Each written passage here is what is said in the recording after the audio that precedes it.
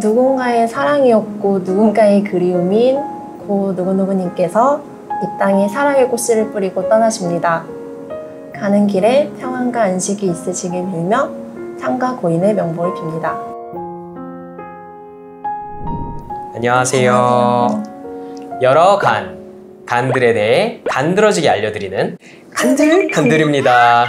이번 시간에는 코다 이지연 코디네이터 분을 모시고 코다에서 하는 일, 뇌사자 기증 어떻게 하는 건지 설명을 듣도록 하겠습니다. 안녕하세요. 저는 한국장기조직기증원 장기구독 코디네이터 이지연입니다. 코다는 코리아 올간 도네이션 에이전시로 국내 유일의 독립된 장기 구독기관으로 뇌사자의 장기기증과 인체조직기증을 담당하는 공공기관입니다. 뇌사자분이 많지는 않지만 어디에서든 발생을 할 수가 있잖아요. 그 모든 병원에 그러면 코다 코디네이터 분들이 계신 건가요? 같은 병원에 있는 건 아니고요. 언제 어느 병원에서 뇌사자가 발생을 할지 모르니까 병원을 돌아다니면서 기증에 대해서 안내하고 교육하고 이런 업무도 하고 있고요. 혹시라도 이제 뇌사 추정자가 발생이 돼서 그런 저희 기관에 통보를 받으면 코디네이터가 담당 병원으로 출동을 해서 환자분의 상태가 정말 뇌사 추정 상태가 맞는지 확인을 하고 뇌사 추정자가 발생할 경우에 어떤 식으로 그게 등록이 되고 어떤 식으로 일이 진행이 되는 건가요? 병원에서 뇌사 추정자가 있으면 장기 등 이식에 관한 법률에 의해 저희 기관으로 신고하게끔 되어 있고요. 그래서 저희가 통보를 받으면 코디네이터가 출동을 해서 환자분의 상태를 사정을 한 뒤에 정말 뇌사 추정 상태가 맞다면 보호자분들을 만나 뵙고 기증에 대한 면담을 진행을 할 거고요. 그 이후에 이제 보호자분이 동의를 해주시면 기증 과정 절차가 진행이 되게 됩니다. 아무래도 뇌사 추정자라는 거는 현재 의식이 없는 거기 때문에 본인이 결정할 수 없잖아요. 아프시기 전에 희망 등록을 하실 수 있으시죠. 저희 기관 사이트로 오시면 희망 등록을 하실 수가 있어요. 기증 희망 등록을 하시면 신분증이나 운전면허증에 스티커를 부착할 수 있게끔 해서 알릴 수 있게끔 하고 뇌사 추정자로 통보가 되면 저희 기관에서 이제 코디네이터가 환자분의 주민등록번호랑 신분을 조회하면 기증 희망 등록 여부를 확인을 할 수가 있습니다.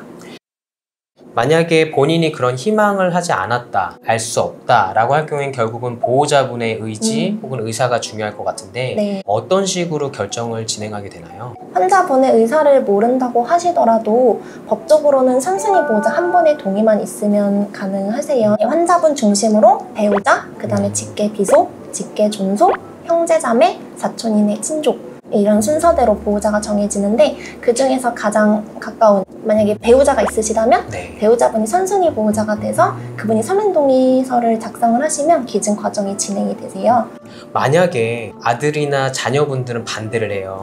네, 그렇죠. 그런데 배우자분은 찬성을 해요. 그러면 어떻게 되나요? 법적으로 동의서를 작성을 하시는 분은 선순위 보호자시기 때문에 진행은 하실 수가 있지만 가족분들 간의 의견이 조율이 되지가 않으면 과정은 굉장히 힘드세요. 저희가 그래서 설명을 드릴 때 가족분들이랑 상의해보시고 의견을 맞추신 다음에 기증을 결정해 주시는 게 좋을 것 같다라고 말씀을 드리거든요. 이게 그 결정 기간이 또 오래 걸리면 안 될 것 같아요. 왜냐면 뇌사라는 거는 머리만이 아닌 다른 장기들도 같이 안 좋아질 수가 있다는 뜻인데 그렇다고 무턱대고 빨리 결정해라 라고 할 수도 없고 그런 경우에 어떻게 하나요? 우선은 보호자분들에게 충분한 시간을 드리는 게 맞지만 보호자분들께 말씀을 드려요. 보호자분들이 나중에 어렵게 기증에 동의를 해주셨음에도 불구하고 그때 상황이 안 좋아서 기증을 못 하실 수가 있다. 어려우시겠지만 조금 더 빨리 기증에 대해서 결정을 해주셨으면 좋겠다라고 말씀을 드리죠. 장기를 기증할 때 도대체 어떤 장기들을 기증할 수가 있는 건가요? 기증 가능한 장기는 심장, 폐, 간, 그리고 췌장, 신장, 소장, 안구, 팔, 다리 팔, 다리도요? 보호자분이랑 면담을 했을 때 기증 가능한 장기에 대해서 설명을 드리고 보호자분들이 결정을 하실 수가 있으세요.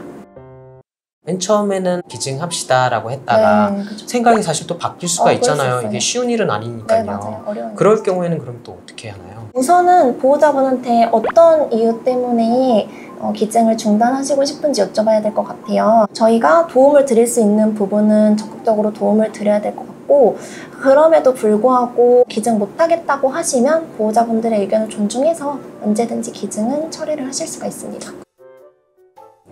이거를 진행하는 걸로 결정을 했다면 그래도 좋은 일을 어떻게 보면 하시는 거잖아요. 그렇죠. 네. 그런 거에 대한 어떤 혜택 이런 건 없나요? 지원금이 지급이 되고 있고요. 환자분들, 가족분들 중심으로 네. 이식대기자가 있으시다고 하시면 우선적으로 받으실 수 있는 권한이 있으시긴 하세요. 금전적인 보상은 사실 거의 없다고 볼 수 있는 거네요. 말 그대로 기증이다 그러니까요. 보니까 좋은 의미로 기증을 하시는 거다 보니까 장기 기증을 할 때 어떤 분에게 주고 싶다 지정할 수는 없는 건가요? 그분이 가족분이시고 가족분 중에 사촌이네 친족인데 그분이 이식대기자로 등록되어 있을 경우에는 우선적으로 받으실 수는 그럴 있어요. 수는 네, 있어요. 우선적으로 받으실 수는 있지만 친구분에게 주고 싶다 이렇게는 안 되고 국립장기조직혈액관리원이라고 이식대기자분들을 관리하시는 곳에서 수혜자 기준에 맞춰서 산정이 되고 있습니다.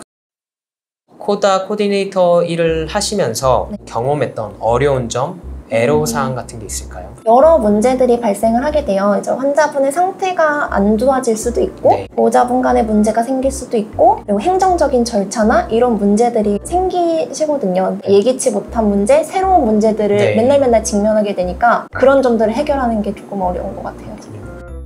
뇌사 추정자라고 해서 의료진 쪽에서 이제 신고를 한다고 했잖아요. 네. 보호자분들 입장에서는 여전히 미련 혹은 아직도 기대를 가지고 계셔서 이런 상태다라고 했을 때 화가 나거나 고함을 지르거나 이러실 수도 충분히 있을 것 같은데 충분히 있어요. 다반사인가요? 그런 경우가? 당연히 너무 갑작스러운 상황에 보호자분들을 만나 뵙게 되고 보호자분들도 그 상황 자체가 굉장히 용납이 안 갑작스러우실 될 거예요. 수도 있잖아요. 네.